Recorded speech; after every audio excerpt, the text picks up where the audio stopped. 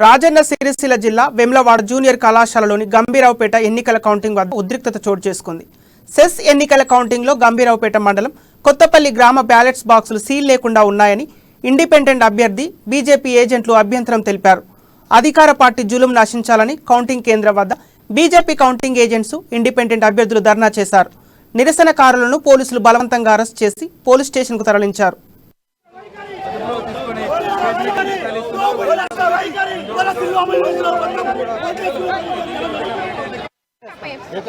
Election officer అక్కడ పెట్టేసాను. గంభీరావుపేట ఆలో వేసిరైన లోపల పొద్దు నుండి ఫోన్ ఉంది, మేము తీసుకున్నాం. గంభీరావుపేట ఫోన్ నేను చెక్ చేస్తున్నాం, తీసేస్తున్న వాళ్ళు అనౌన్స్మెంట్ చేస్తున్నారు. ఎవరికి సార్ ఇప్పుడు ఇక్కడ అక్కడ గొడవ జరిగిందా? అప్పుడు అబ్బాయి మాట్లాడుతూ దొరికితే అబ్బాయి దగ్గరికి వెళ్ళి నేను తీసుకున్నాం. బయటకు వెళ్ళండి మీరు. మీరు ఏజెంటా? పెట్టుకున్నాడు కూర్చోండి. ఇది నా ఫోన్ కాదు సార్, ఆ అబ్బాయి ఇచ్చేస్తాను చెప్తున్నా.